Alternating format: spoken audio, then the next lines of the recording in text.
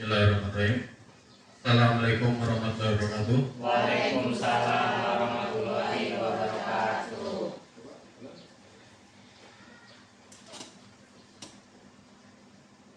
Ya, Bapak Ibu, di sini saya minta bantuannya sama Bapak Ibu terkait kegiatan dari guru penggerak. Di sini saya akan mengerjakan aksi nyata yang ada pada modul 1 ya Bapak Ibu. Untuk aksi nyatanya sendiri nanti di sini saya diminta untuk membuat suatu video lalu diunggah ke dalam PMM. Setelah diunggah ke dalam PMM, nanti aksi nyata tersebut akan saya bagikan ke teman-teman guru penggerak yang lain. Untuk skenario-nya seperti itu Bapak Ibu. Nah, untuk judulnya di sini nanti saya akan menyebarkan terkait pemahaman dan penerapan pengalaman dari budaya positif. Ya, di sini terkait alurnya nanti saya akan mulai dari pembukaan, lalu review materi, dan terakhir ada penutup. Untuk pembukaan sendiri, ini saya minta tolong ke salah satu bapak atau ibu untuk memimpin doa terlebih dahulu sebelum kita memulai kegiatan pada sesi kali ini. Mungkin satu orang yang bisa pimpin doa aja seperti biasa. Inilah Pak. Baik, saya Pak. Ya, dari situ aja Pak. Ya Bapak Ibu, terima kasih sudah waktunya kita untuk kegiatan hari ini. Sebaiknya kita berdoa menurut agama dan kita masing-masing agar apa yang akan dilaksanakan berjalan lancar dan diberikan ilmu yang bermanfaat. Tundukkan kepala jenak, berdoa dimulai.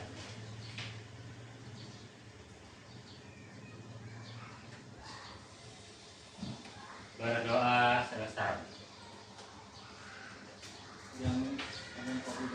ya, terima kasih Pak Jali telah memimpin doanya. Ya, sebelum kita mulai terkait kegiatan kita pada siang hari ini, saya mau mengajak Bapak Ibu untuk melakukan permainan ya, sedikit permainan sebelum kita mulai biar tidak tegang ya Bapak Ibu.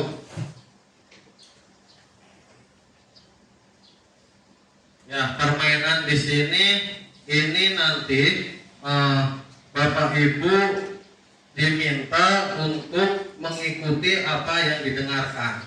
Nah, nanti silakan Bapak Ibu ikuti apa yang Bapak Ibu dengarkan.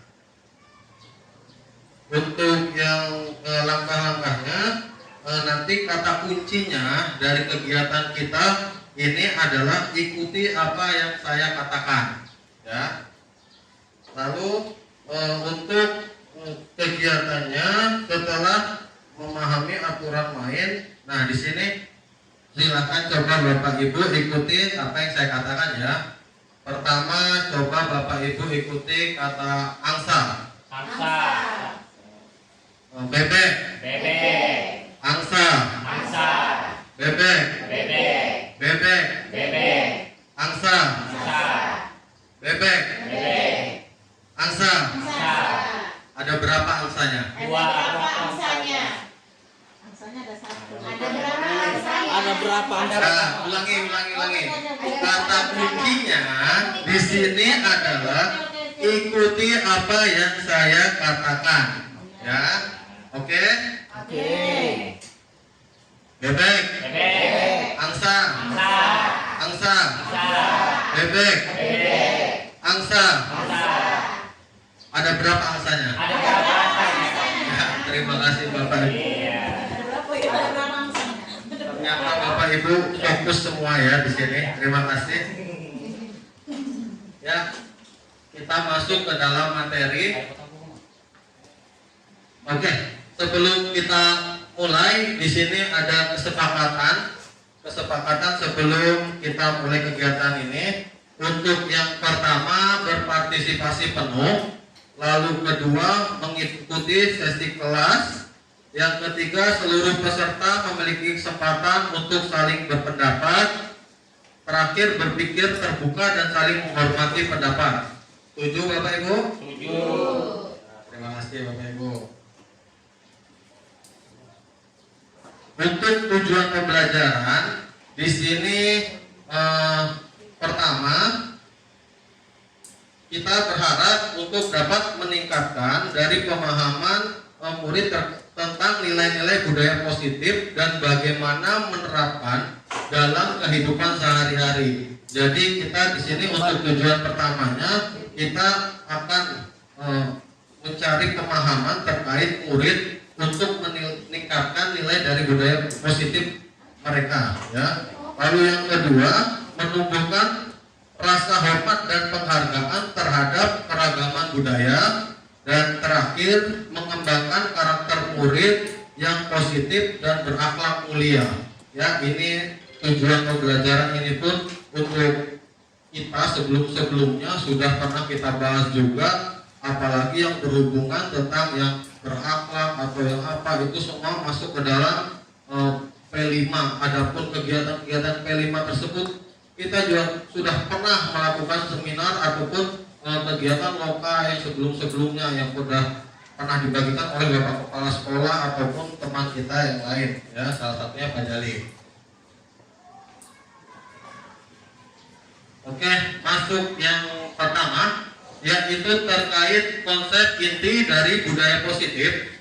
Di sini konsep intinya sendiri ada terbagi menjadi beberapa. Yang pertama adalah disiplin positif, selanjutnya adalah motivasi perilaku manusia, yang ketiga ada posisi kontrol restitusi, keempat ada keyakinan sekolah atau kelas, dan yang terakhir ada segitiga restitusi. Ya, saya rasa untuk terkait budaya positif ini Bapak Ibu mungkin lebih paham atau mungkin sudah pernah mempelajari semua, ya. Karena ini hanya mengulang yang sudah pernah kita pelajari sebelum-sebelumnya, kayak keyakinan sekolah, kelas, posisi kontrol. Ini mesti Bapak Ibu yang senior lebih paham, ya. Ya, yang pertama akan saya bahas adalah disiplin positif. Nah, di sini ada kata-katanya. Untuk pendidikan yang berfokus pada siswa, diperlukan budaya positif sekolah dan penerapan konsep disiplin positif, motivasi perilaku, peran guru, pembentukan keyakinan, dan segitiga restitusi. Ya, di sini disiplin positif ada pengertiannya sendiri terkait kegiatan kita ini. Disiplin ini berasal dari kata disiplina yang artinya belajar, ya. Disiplin mengacu pada disiplin diri yang memiliki tanggung jawab terhadap apa yang dilakukan berdasarkan nilai-nilai yang diyakini. Lalu disiplin positif ini merupakan salah satu cara penerapan yang bertujuan untuk menumbuhkan kesadaran serta memberdayakan peserta didik tanpa imbalan penghargaan, ancaman atau hukuman. Ya, sebagai pendidik tujuan kita adalah untuk menciptakan peserta didik yang memiliki peran disiplin diri sehingga mereka berperilaku mengacu kepada nilai-nilai kebajikan universal dan memiliki motivasi intrinsik dalam perubahan perilaku ke arah yang lebih baik.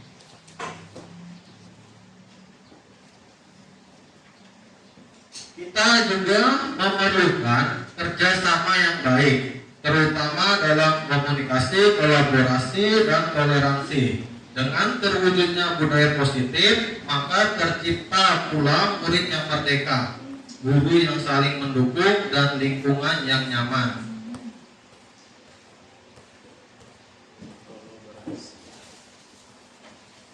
Di Disiplin positif ini membantu anak-anak untuk memahami alasan dibalik dari perilaku mereka. Ya, jadi dengan kita memberikan alat dan keterampilan untuk membuat pilihan yang baik dan mendukung perkembangan menjadi individu yang bertanggung jawab, mandiri, dan berkarakter baik. Ya, selanjutnya untuk yang nomor 2 ada tentang teori kontrol.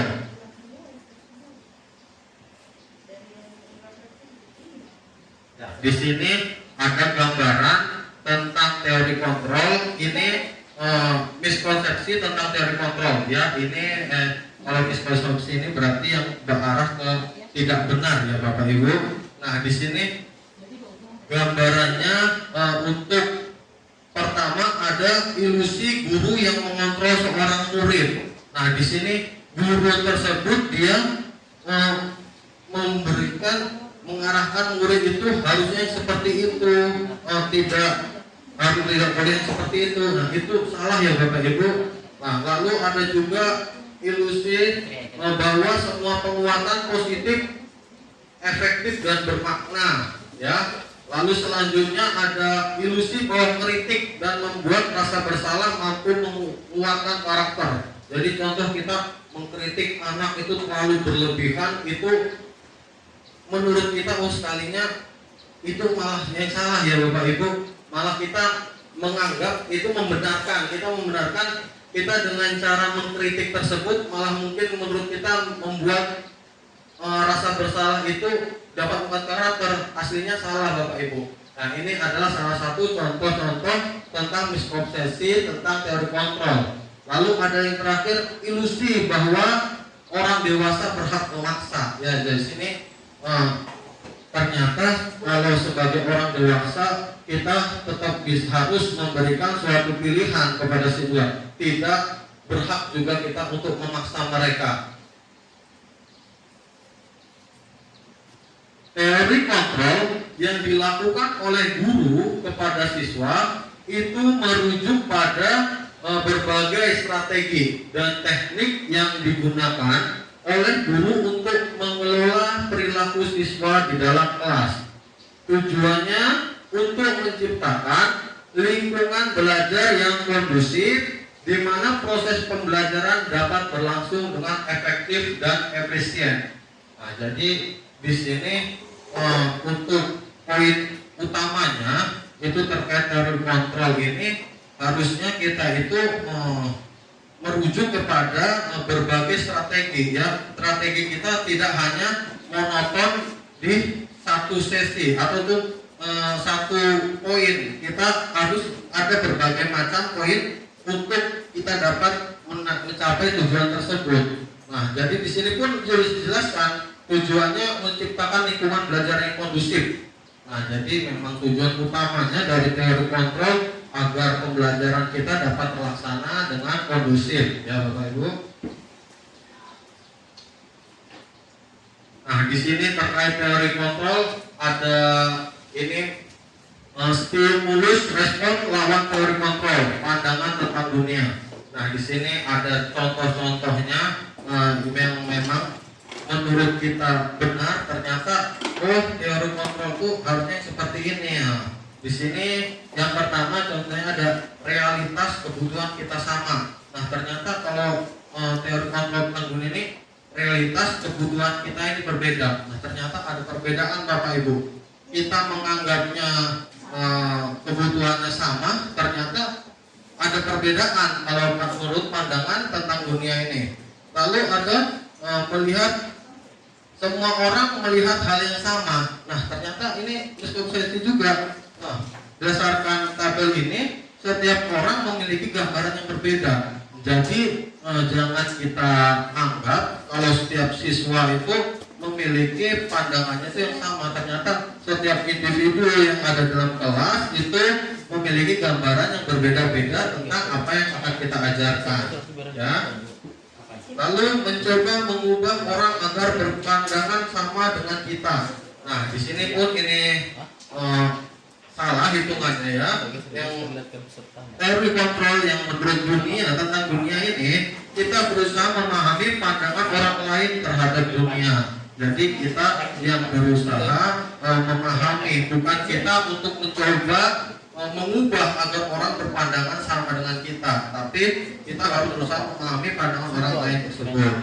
Lalu perilaku buruk dilihat sebagai suatu kesalahan. Ya, ini pun salah juga, yang memang seharusnya semua perilaku memiliki tujuan. Nah, jadi untuk perilakunya sendiri itu ada tujuannya berbeda-beda ya. Lalu orang lain bisa mengontrol saya. Nah, ini terkait stimulus respon ini harusnya nggak seperti itu Bapak Ibu.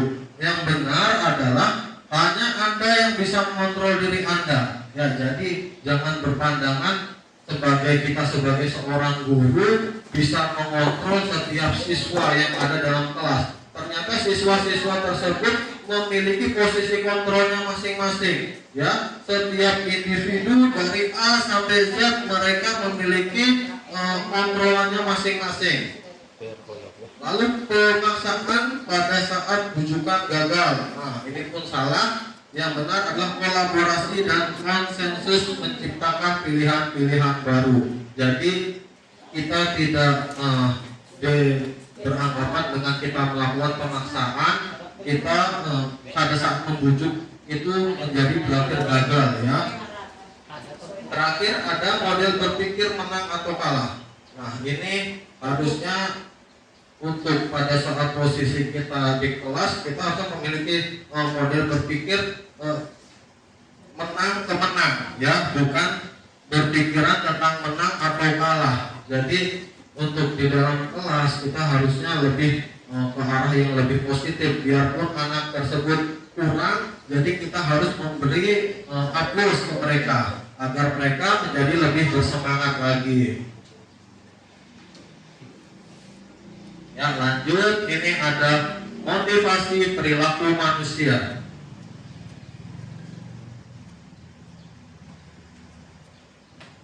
Untuk motivasi perilaku manusia ini ada beberapa latihannya. Yang pertama, untuk menghindari ketidaknyamanan atau hukuman, lalu untuk mendapatkan imbalan penghargaan dari orang lain, lalu untuk menjadi orang yang mereka inginkan dan menghargai diri sendiri dengan nilai-nilai yang mereka percaya. Dan ini ada 3 biji ya motivasi terkait perilaku manusia. Nah, di sini ada pengertiannya terkait motivasi tadi. Motivasi adalah faktor penting dalam pembelajaran siswa. Guru dapat memainkan peran penting dalam memotivasi siswa dengan membangun hubungan yang positif, menciptakan lingkungan belajar yang menarik, memberikan umpan balik yang positif, menetapkan tujuan yang jelas, memberikan pengakuan dan penghargaan, dan menjadi model peran yang positif. Nah, di sini untuk motivasi sendiri, saya rasa Bapak Ibu sudah sering ya, atau memang sudah sampai bosan mungkin memotivasi untuk siswa-siswa yang ada di kelasnya masing-masing. Apalagi memotivasi yang murid-murid kelihatannya sedikit bandel lah hitungannya ya.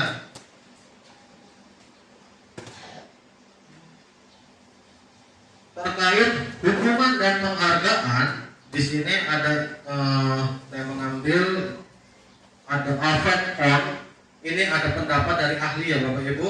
Dia berpendapat bahwa hukuman dapat merusak motivasi intrinsik dan kreativitas siswa. Ia menyarankan penggunaan pendekatan yang lebih positif dan berfokus pada membangun karakter. Nah, lalu hukuman dan penghargaan ini dapat menjadi alat bantu dalam pendidikan. Namun penggunaannya harus bijaksana. Lebih penting bagi guru untuk fokus pada membangun lingkungan belajar yang positif dan memotivasi siswa untuk belajar secara intrinsik.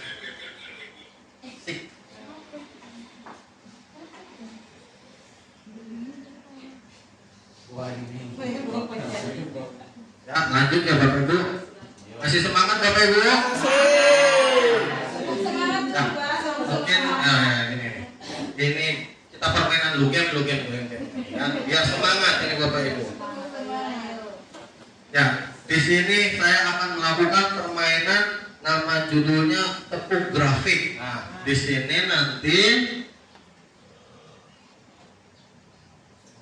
ketika dengan cara menggunakan alat seperti ini, nanti saya menggerakkan ke arah seperti ini, Bapak Ibu silahkan tepuk tangan. Lalu begitu saya makin tinggi gini, tepuk tangannya makin nyaring. Kalau makin ke bawah, tepuk tangannya makin pelan.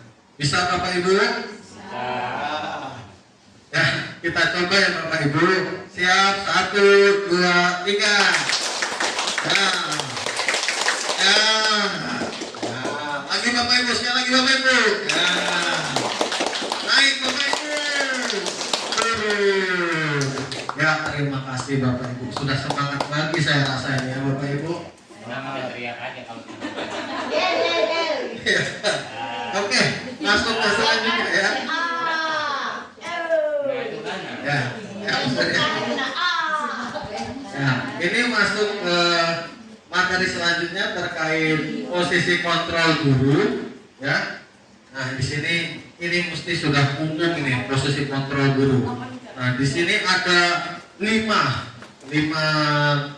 posisi yang akan kita bahas terkait kontrol restitusi ini. Yang pertama adalah penghukum, pembuat rasa bersalah, teman, pemantau, dan manajer. Nah, di sini sebagai seorang guru kita itu memiliki ataupun pernah melakukan terkait 5 posisi ini Bapak Ibu. Kita pernah melakukan tentang penghukum. Saya rasa siapapun yang ada di kelas ini mungkin pernah menghukum siswa ataupun siswi yang ada di kelasnya ya. Lalu ada juga kita pernah membuat rasa bersalah. Nah, di sini kita juga menjadi teman bagi mereka. Kita bisa sharing ataupun siswa sharing ke kita. Mungkin entah yang bapak yang laki ataupun ibu yang perempuan mungkin pernah mengalami siswa tersebut tiba-tiba mendatangi bapak atau ibu guru lalu bercerita, Pak, saya kemarin habis diajak jalan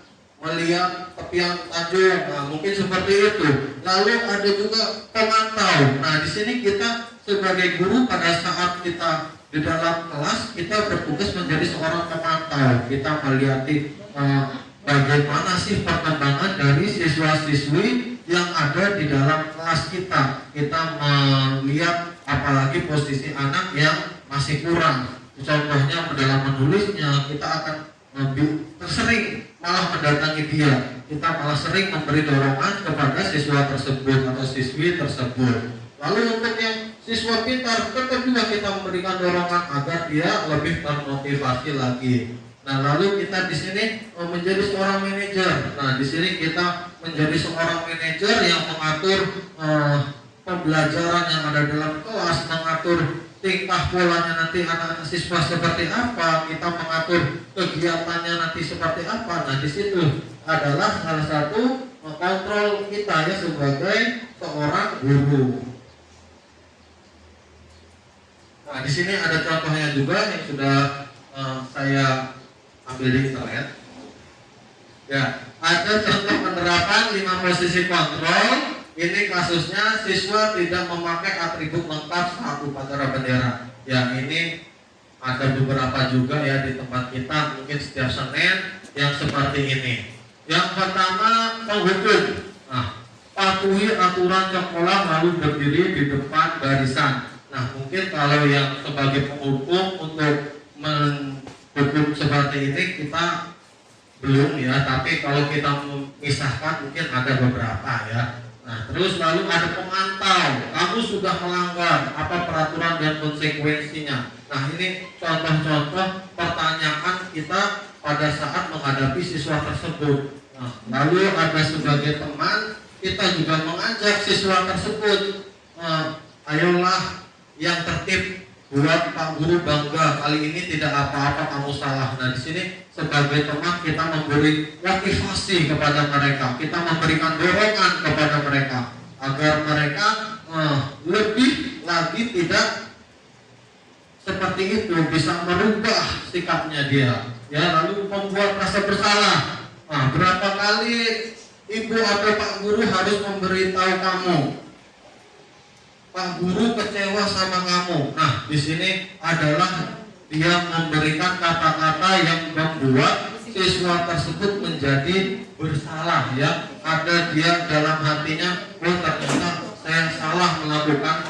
hal tersebut. Jadi dia ada pikiran ataupun jadi dialah ada terbenam di otaknya dia. Ternyata saya melakukan ini salah, ya. Nah, seperti itu.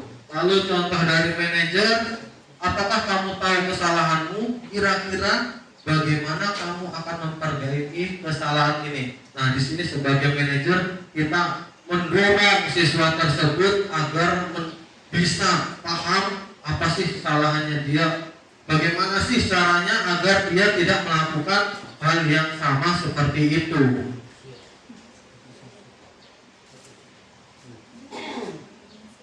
Oke, selanjutnya memahami dan menerapkan berbagai posisi kontrol guru dengan tepat merupakan salah satu kunci untuk menciptakan budaya positif di sekolah.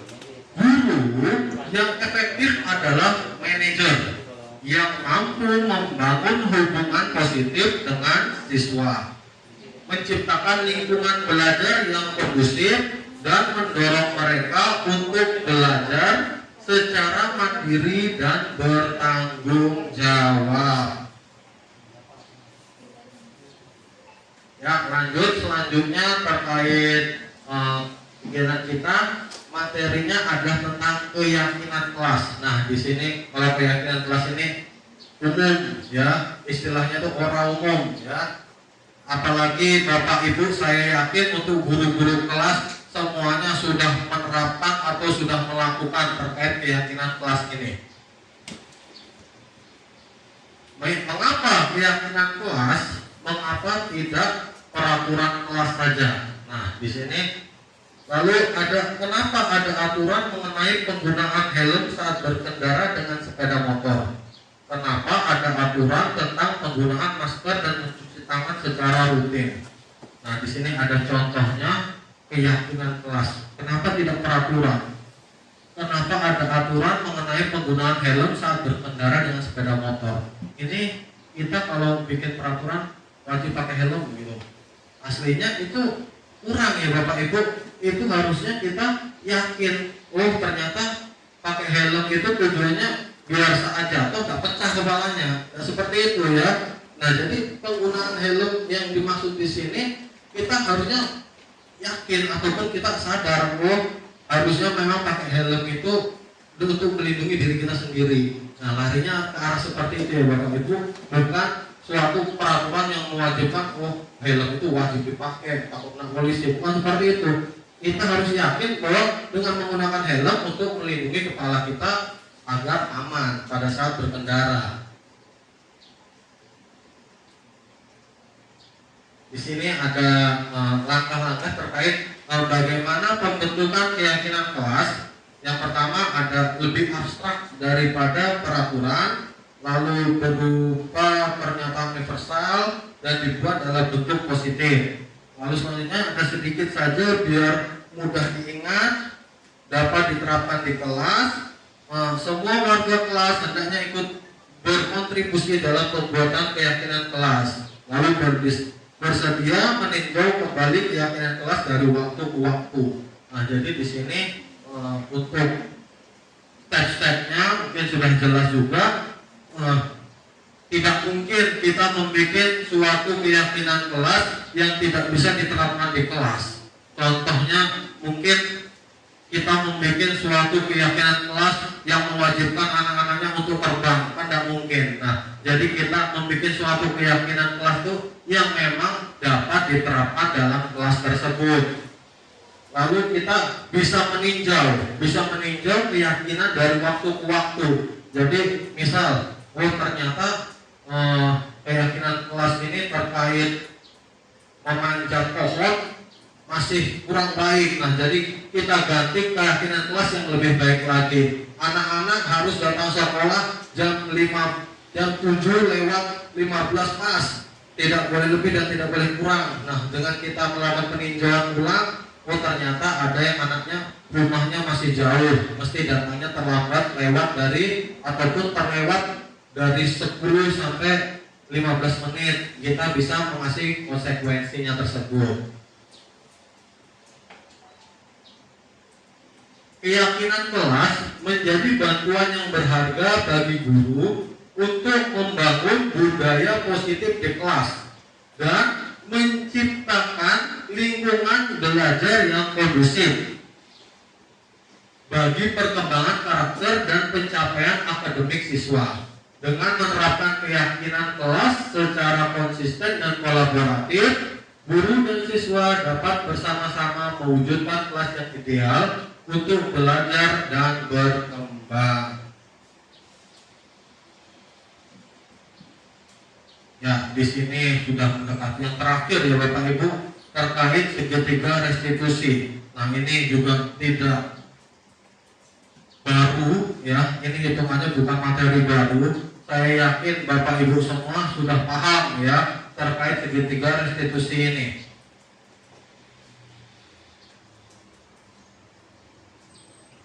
Oke, segitiga restitusi di sini ada gambarannya tentang segitiga restitusi. Yang pertama ada menanyakan keyakinan, lalu kita diarahkan untuk menstabilkan identitas, dan terakhir validasi tindakan yang salah. Nah, ini ada contoh-contohnya juga terkait menanyakan keyakinan kelas apa yang telah kita sepakati. Lalu kamu ingin menjadi orang yang seperti apa? Lalu selanjutnya kamu tentu punya alasan mengapa melakukan itu.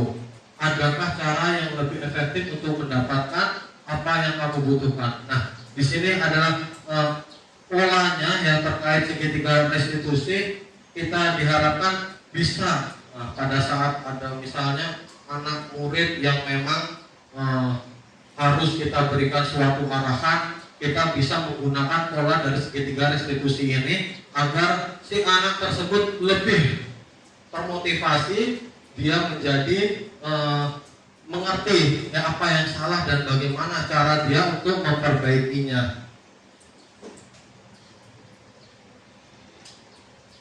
Segitiga restitusi adalah konsep dalam pendidikan yang berfokus pada pemulihan dan perbaikan hubungan serta perilaku siswa, bukan pada hukuman. Tujuannya untuk membantu siswa memahami dampak dari perilaku mereka dan memperbaiki melalui pemahaman dan tanggung jawab.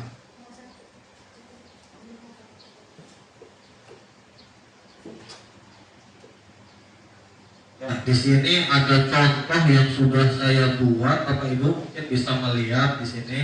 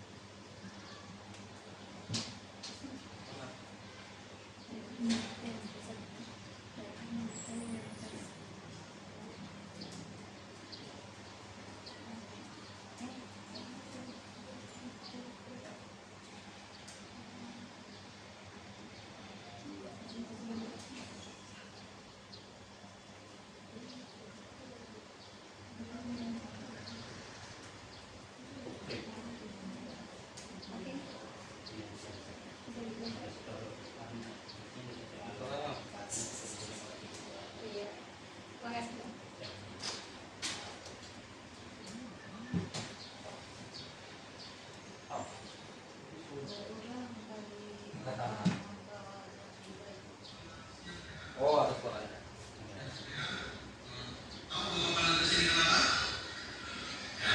Jadi gini kan, Bapak perhatikan hari ini memang tidak membawa baju olahraga, itu tidak. Nah, menurut ingatan mereka nih, selama pembelajaran olahraga ini sudah berapa kali nggak bawa baju olahraga? Juga ya. Nah, kira-kira nih Rehan, tidak mengikuti praktek pada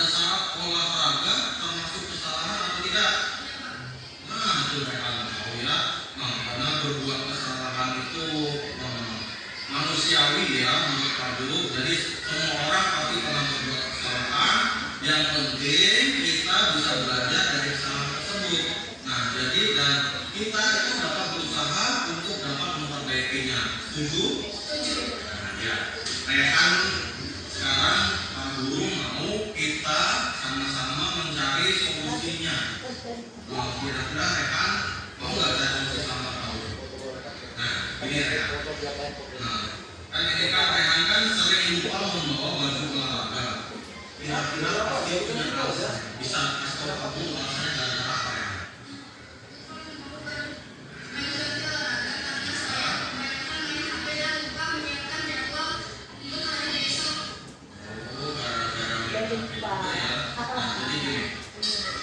Kan Rehan kan pasti pernah karena Pak Guru belum pernah membuat keyakinan kelas mungkin masih punya. Kira-kira nih Rehan tahu nggak keyakinan kelas yang sudah kita sepakati dulu? Nah, apa ya? Kalau selalu malas-malasan tidak menyiapkan jadwal atau sering bermain HP pada saat malam hari, ini kira-kira sesuai keyakinan kelas kita atau tidak sih sama masalah itu? Tidak kan? Nah, menurut Rehan nih, keyakinan kelas apa yang sudah Rehan lakukan? Disiplin, Pak. Nah, aku tahu ya disiplin ya. Nah, jadi menurut Rehan ini kan disiplin. Nah, menurut Pak Guru juga disiplin itu penting ya. Nah, menurut Rehan ini penting tidak sih kalau disiplin itu untuk Rehan?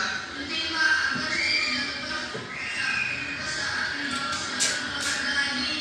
Ya, betul ya. Bapak sangat menghargai cara Rehan untuk memperbaiki diri. Jadi gini Rehan, karena memang seharusnya saat kita praktek olahraga membawa baju khusus olahraga, dari setelah kita melaksanakan olahraga bisa berganti baju menggunakan baju putih. Nah, jadi pada di kelas nanti sama Pak Guru sama ibu guru yang lain tidak terganggu karena bau dari kita setelah selesai olahraga tadi. Makanya Pak Guru menyuruh membawa baju ganti. Ya.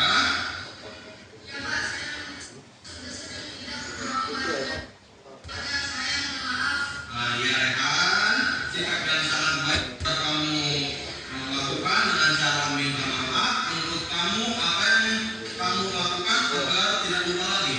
Saya mempersiapkan sesuai jadwal olahraga. Pada saat malam hari, memasukkan baju olahraga ke dalam tas. Ya, baik Rehan, kamu sudah menemukan solusinya dan Bapak akan bekerja sama dengan orang tua kamu agar tidak terlambat lagi ataupun tidak lupa membawa baju olahraga. Jadi bisa mengikuti olahraga sesuai dengan jadwal. Ya, sekarang kembali ke kelasnya ya. Makasih, Pak. Ya, sama-sama. Nama saya dengan kelas terima kasih. Lalu saya senang sekali diapresiasi dengan Pak Guru untuk menemukan solusi atas kesalahan yang telah saya lakukan. Saya akan selalu mempersiapkan hal-hal yang harus dibawa esok hari sesuai dengan jadwal yang telah dibagikan, terutama baju olahraga. Ya, Mikael. Selamat siang Mikael. Nah, iya, jaringan. Bisa bukan? Nah, jaringannya bisa. Ya, ini Mikael. Pak Guru tadi dapat laporan dari guru kelasnya Mikael. Katanya Mikael ini sering datang terlambat. Menurut ingatan Mikael nih, Mikael sudah berapa kali datang terlambat ke sekolah? Kira-kira nih Mikael, sering datang terlambat itu suatu kesalahan bukan? Orang tiga. Sekarang ini berbuat kesalahan itu untuk Pak Guru manusiawi. Ya, setiap orang pasti pernah berbuat suatu kesalahan. Yang terpenting kita bisa belajar dari kesalahan tersebut dan berusaha untuk memperbaikinya.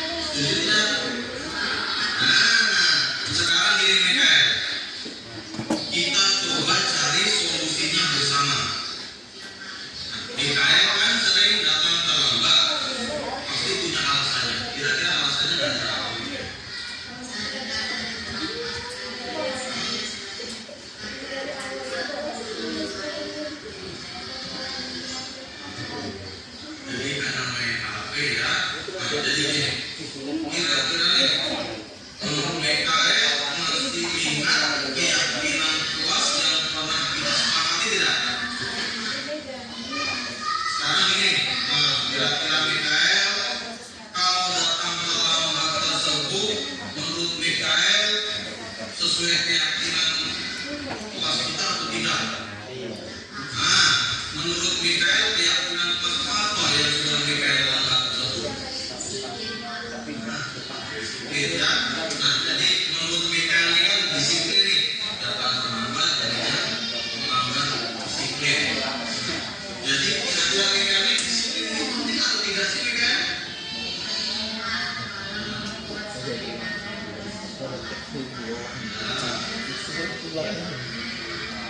Ya, betul ya Mikael. Jadi mengambil waktu penting dan sangat bermanfaat untuk kita.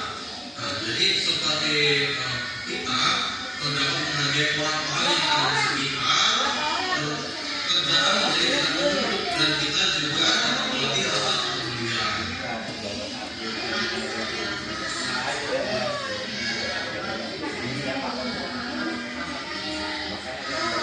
Nah, ya Mikael, sikap yang sudah baik ya yang kamu lakukan dengan cara meminta maaf. Menurut kamu apa yang akan kamu lakukan agar tidak dapat selamat lagi di sekolah?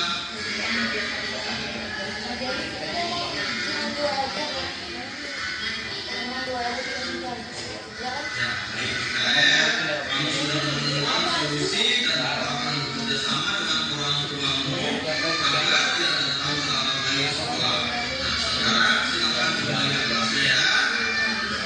Ya, sama-sama. Nama saya Mikael, kelas 4.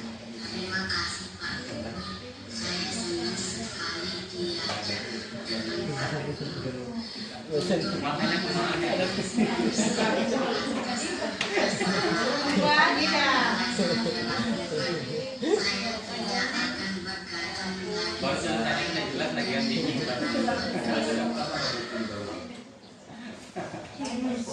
Watching.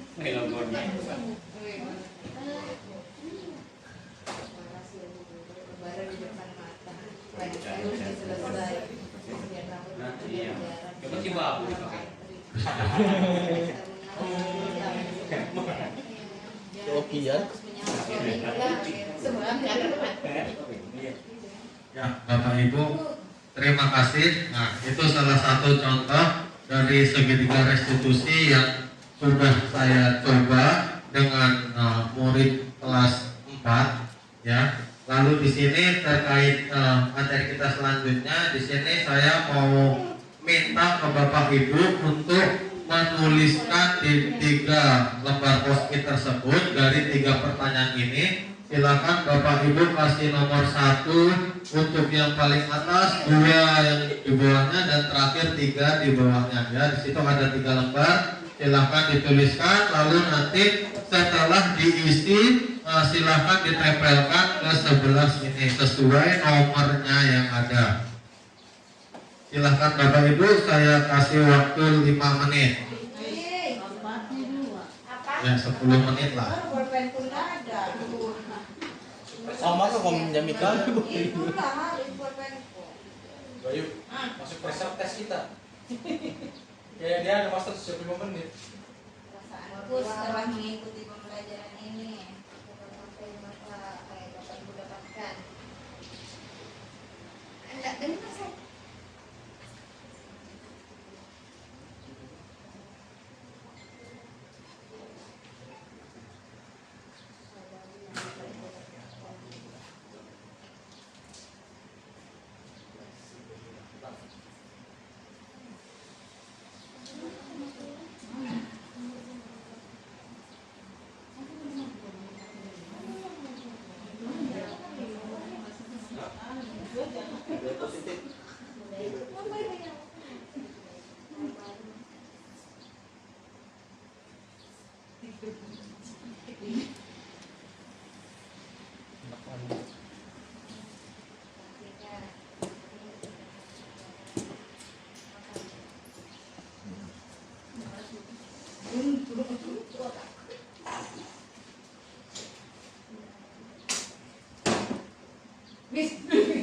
Oh, kemarin dia dulu. masih mengarang menjadi. Kemarin pewe. Isinya aku menjadi isinya aku. Udah boleh sama, udah boleh nyontek. Open itu. Wih. Kok bukan jelek, Bro? Bolpen. Oh, bukan. Kamu tahu berpikir kan, berarti kalau berpikir itu berarti kita menyembuhkan banyak masalah. Itu sudah. Ya kan?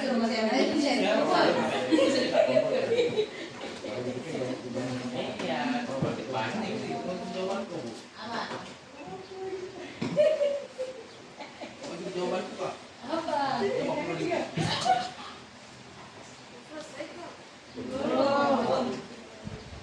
Jam 12. Cabut ke wifi-nya.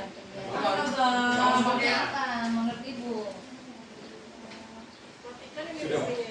Sudah waktu mengira. Panjang ke bawah. Sedikit lagi selesai. Sebentar dulu. Kamu dari belakang. Jadi sudah kena warna merah, panjang ke bawah. Iya kan? Oh, iya. Bukan. Iya. Oke. Lama kalau ini sih.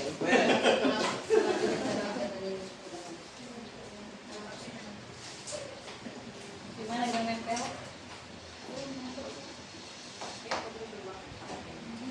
Ke Bayu. Yang kemarin ke Bayu.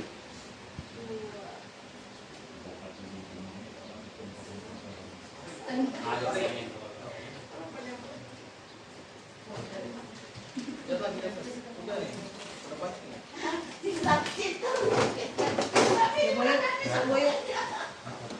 Baca dulu Kit. Ini yang mana nih, Bu? Nomor berapa? Ini gabung nomor 1 aku gabung semua sudah. Aku lihat bakal jawabannya sudah. Iya, kita pikirkan dulu terus nanti kita pusing kotak-kotak itu. Makanya. Iya, Mak. Lihatin kotak-kotak soal pusing saya. Nanti kena dulu ya. Saya di belum kali 5 kali. Oh, kasih berapa kami nanti? Kita sudah print. Yang itu tapi ya. Yang ini yang belum. Ya, terima kasih Bapak Ibu sudah mengisi refleksi kegiatan ini. Nanti ini saya akan meminta bantuan lagi sama Bapak Ibu. Mungkin ini satu orang ya untuk menjelaskannya. Ya. Di sini untuk kegiatannya perasaan Bapak Ibu setelah mengikuti pembelajaran. Nah, di sini ada yang menuliskan bahagia, senang sekali, senang. Nah, kira-kira Bapak Ibu yang nulis senang siapa ya Bapak Ibu? Bisa minta tolong Pak? Saya Pak. Ya, Pak Jali kira-kira, saya Pak Jali. Kira-kira senangnya itu karena apa Pak Jali? Minta tolong.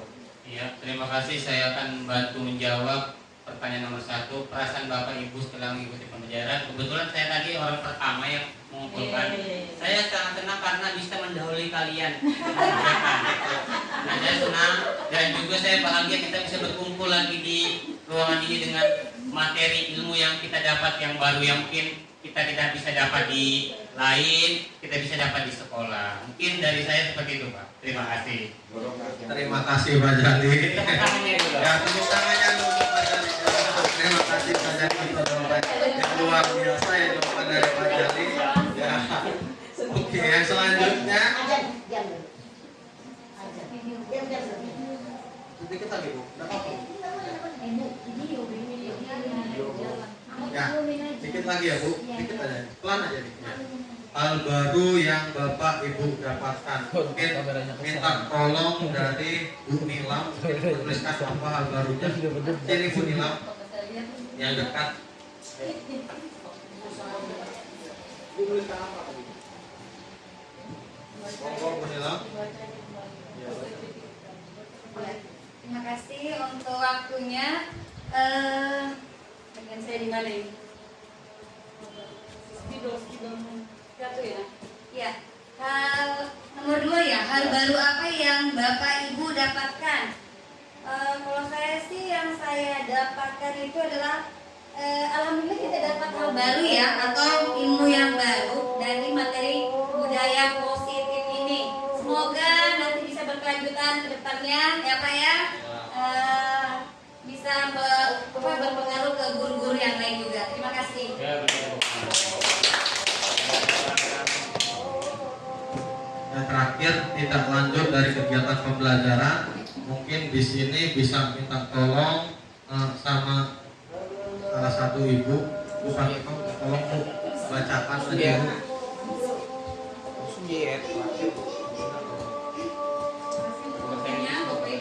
Pakai bahasa Inggris, Bu.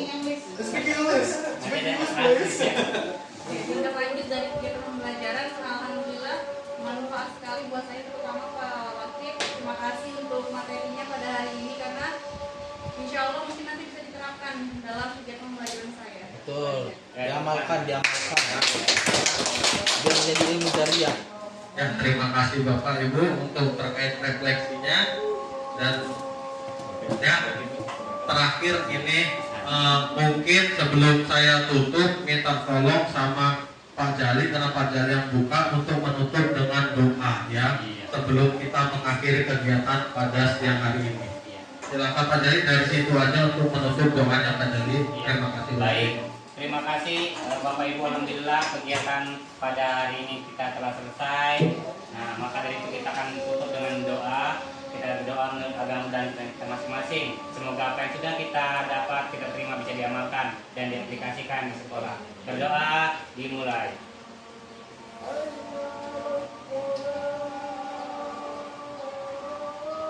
Berdoa selesai. Terima kasih Pak Jali. Mungkin akhir kata dari saya. Assalamualaikum warahmatullahi wabarakatuh. Waalaikumsalam.